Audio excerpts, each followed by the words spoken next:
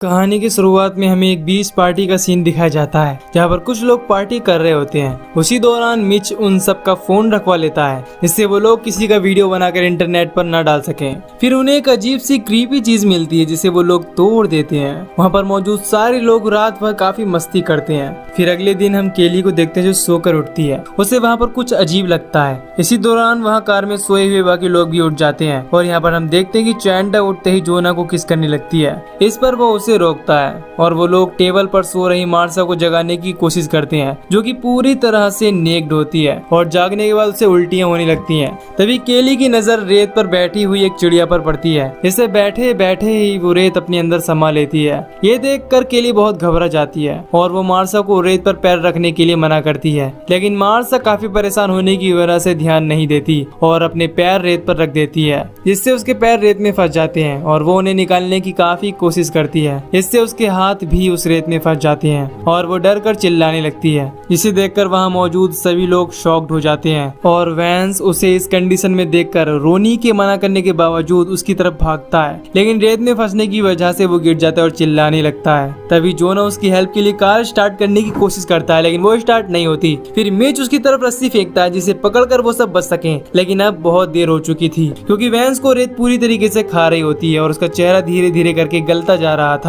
इससे उसे बहुत ज्यादा पेन हो रहा था और देखते ही देखते उसका पूरा शरीर रेत के अंदर समा जाता है और वहाँ पर मौजूद किसी को भी ये समझ नहीं आ रहा होता कि वहाँ पर क्या हो रहा है। अब तक ये लोग बहुत डर जाते हैं, जिसके बाद मिच उन सबको ये विश्वास दिलाने की कोशिश करता है कि वैंस भले ही मर गया है लेकिन वो सब ठीक ठाक है और यहाँ से बचकर निकल जाएंगे। इसके बाद वो जोना को कार स्टार्ट करने के लिए कहता है, लेकिन यहाँ पर काफी कोशिशों के बाद भी कार स्टार्ट नहीं होती।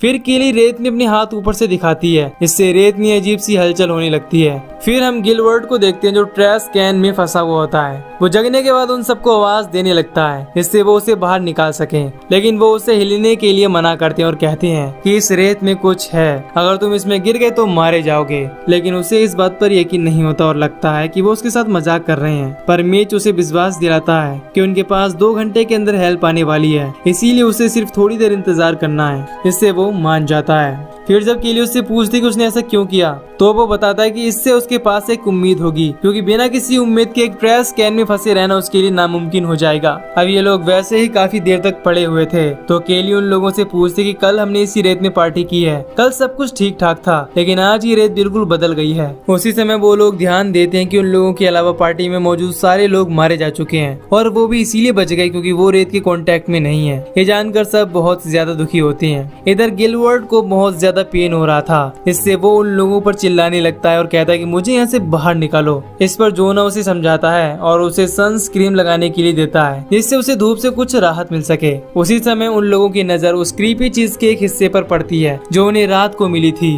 वो अब 2 टुकड़ों में दिख रही थी। इसे देखकर उन्हें पता चलता है कि वो एक अंडा था। इससे उन्हें ये बात कंफर्म हो जाती है कि संडे से कोई ना कोई मॉन्स्टर निकला है और उसी वजह से रेत के संपर्क में आने से लोग मारे जा रहे हैं। इसके बाद उस मॉन्स्टर का आकार यानी कि साइज जानने के लिए केली हॉट डॉग फेंककर चेक करती है तो इस दौरान उन्हें पता चलता है कि वो काफी बड़ा है और दूर तक फैला हुआ है। जोना वहाँ जाने के लिए कहता है, लेकिन उसे चैंडा मना करती है और रोनी उसे समझाने की कोशिश करती है कि यहाँ पर काफी देर तक कोई नहीं आने वाला, क्योंकि बाकी लोग जो गायब है उन्हें भी कोई देखने नहीं आया। इसके बाद जोना स्केटबोर्ड की मदद से आगे बढ़ना शुरू करता है और उसका ये आइडिया काम कर जाता है, लेकिन जब वो किसी तरह से टेबल तक पहुंचता है तो उसी दौरान उसका स्केटबोर्ड खिसकने लगता है। हालांकि वो संभलने की काफी कोशिश करता है, तभी रेत से कुछ खतरनाक रोए निकलने लगते हैं जो उसके पेट पर हमला कर देते हैं, लेकिन वो हिम्मत नहीं हारता और किसी तरह से टेबल पर चढ़ जाता है। पर उसी समय उसकी नजर अपने पेट पर पड़ती है जो बुरी तरीके से घायल हो गया था। इसे देखकर बाकी सब लोग बहुत डर जाते हैं, लेकिन वो दोबारा उठकर बैग में सामान चेक करने लगता है और उसे बैग में एक केला मिलता है जिसे वो खाने की कोशिश करता है, लेकिन इससे उसे उल्टियां होने लगती हैं और तभी सबकी नजर उसके पेट की तरफ पड़ती है जो पूरी तरह से सड़ रहा होता है और उसमें छाले पड़ने लगते हैं, जिसे देखकर वो भी बहुत ज्यादा डर जाता है। केली उसका हौसला बढ़ाती है और उसे बैग में मौजूद सामान सबको देने के लिए कहती है। वो एक एक करके सबको उसमें से ड्रिंक्स देता है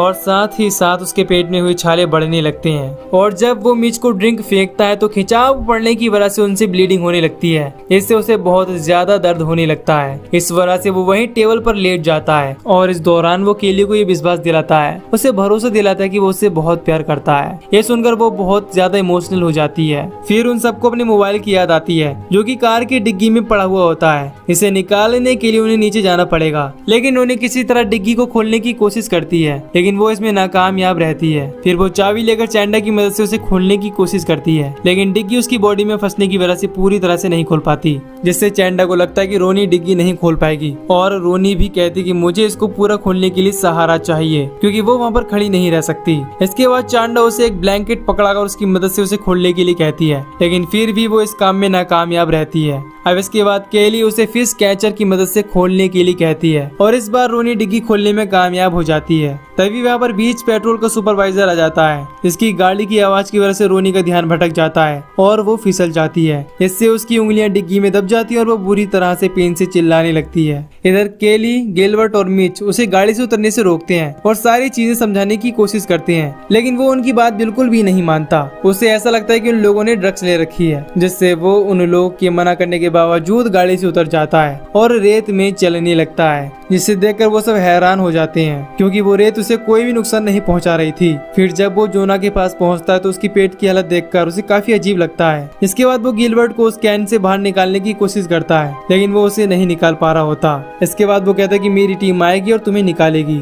इसके बाद जब वो रोनी की उंगली डिग्गी से निकाल रहा होता है तो वो इस बात पर काफी गुस्सा होता है कि कोई उसकी मदद क्यों नहीं कर रहा। इससे केली उस पर काफी गुस्सा हो जाती है। वो सुपरवाइजर उसे छोड़कर केली के पास पहुंच जाता है, जहाँ पर केली उसे बताने की कोशिश करती है कि उसके 2 दोस्त पहले ही मारे जा चुके हैं। अब ये जानकर वो उनकी डेड बॉडी के बारे में पूछता है। इसके बाद केली उसे बताती है कि इस रेत ने उनकी डेड बॉडी को पूरी तरह से खा लिया है। ये सुनकर वो काफी गुस्सा होता है और केली और मिच को नीचे बुलाता है। केली उसे समझाने की कोशिश करती है कि उनका वहाँ आना सेफ नहीं है, लेकिन सुपरवाइजर इसके लिए नहीं मानता और अपनी गन निकालने की कोशिश करता है। उसी समय उसकी चाबी रेत में गिर जाती है, इससे केली उठाने के लिए मना करती है, लेकिन इससे पहले वो चाबी उठाता उसके हाथ रेत में फंस जाती है और ये सब देखकर वो बहुत ज्यादा डर जाता है। उसी समय केली उसके हाथ में मौजूद पेपर स्प्रे देकर उसे रेत पर स्प्रे करने के लिए कहती है और जब वो उसे स्प्रे करता है और अपने हाथ वापस से निकालने की कोशिश करता है तो उसका हाथ अलग हो जाता है। इसे देखकर वो चिल्लाने लगता है और रेत में गिर जाता है। तभी केली उसके पास जाकर वो स्प्रे उठा लेती है और वो सुपरवाइजर देखते देखते रेत में समझ जाता है। इसके बाद मिच कहता है कि उसे यहाँ से निकलने के लिए टॉवल चाहिए, क्योंकि अभी उसने देखा कि सुपरवाइजर अपने जूतों की मदद से रेत में चल सकता था।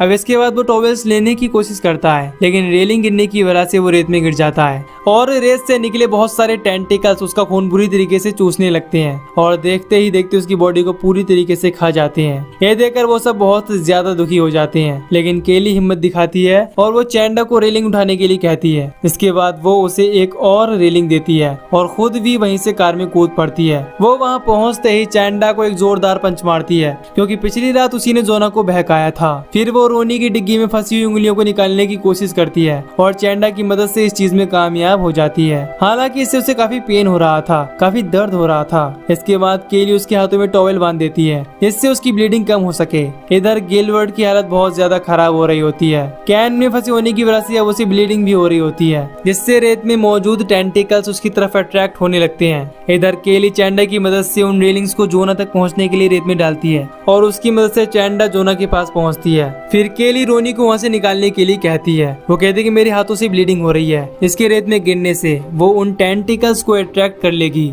इसीलिए पहले तुम जाओ। अब इसके बाद केली भी जोना तक पहुंच जाती है। इसके बाद रोनी जोना की तरफ चलने की कोशिश करती है और थोड़ी दूर चलने के बाद उसके हाथों से ब्लीडिंग होने लगती है, जिसे देखकर उसका बैलेंस बिगड़ने की वजह से वो रेत में गिर जाती है और वो भी बहुत ही बुरी तरीके से मारी जाती है। फिर हम देखते हैं कि गिलबर्ट के ट्रैश कैन में भी बहुत सारे रोए आ जाती हैं, क्योंकि गिलबर्ट का खून टपक रहा था। इधर चैंडा अपने पैरों में टॉवल और बैग लपेटकर सुपरवाइजर की गाड़ी तक पहुंच जाती है, जिससे वो काफी खुश होती है। लेकिन इसी दौरान गिलबर्ट का कैन उस रेत में निकले टेंटिकल की वजह से खिसकने लगता है और जब उसका कैन हिलना बंद होता है तो उसके कैन से कई सारे मॉन्स्टर के क्रीपी हैंड्स निकलते हैं, जो उसे कैन के अंदर खींच ले जाते हैं और वो भी मारा जाता है। इससे हमें ये भी पता चलता है कि धीरे धीरे वो मॉन्स्टर बड़ा और स्ट्रॉन्ग भी हो रहा है। तभी वो मॉन्स्टर गाड़ी पर भी हमला कर देता है, जिससे चैंडा गाड़ी पर ही स्लिप हो जाती है और गिरने की वजह से बेहोश हो जाती है। इससे केली बहुत परेशान हो जाती है। इसके बाद बड़ी मुश्किलों के बाद चैंडा रात में जागती है और वो एयर बाथ टब की मदद से जोना को कार के अंदर बिठा लेती है। लेकिन जब केली कार के अंदर आती है तो उसी समय मॉन्स्टर उस पर अटैक कर देता है और गाड़ी का गेट बंद कर देता है। जिसके बाद केली गाड़ी के ऊपर चढ़ जाती है।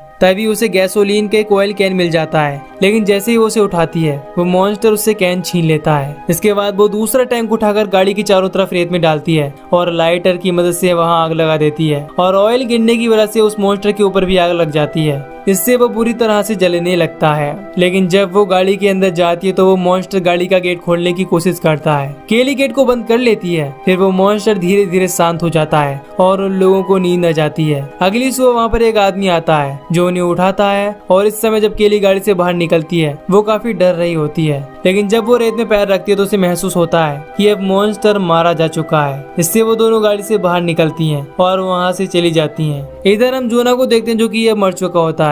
फिर हमें दिखाया जाता है कि अब वो मॉन्स्टर समुद्र में है और शहर की तरफ बढ़ रहा है और यहीं पर ये मूवी खत्म हो जाती है। तो दोस्तों, अगर आपको इस मूवी की एक्सप्लेनेशन पसंद आई हो तो वीडियो को लाइक और चैनल को सब्सक्राइब कर दीजिए। बाकी मैं मिलूंगा आपसे न्यू वीडियो में। Till then take care, love you, bye bye.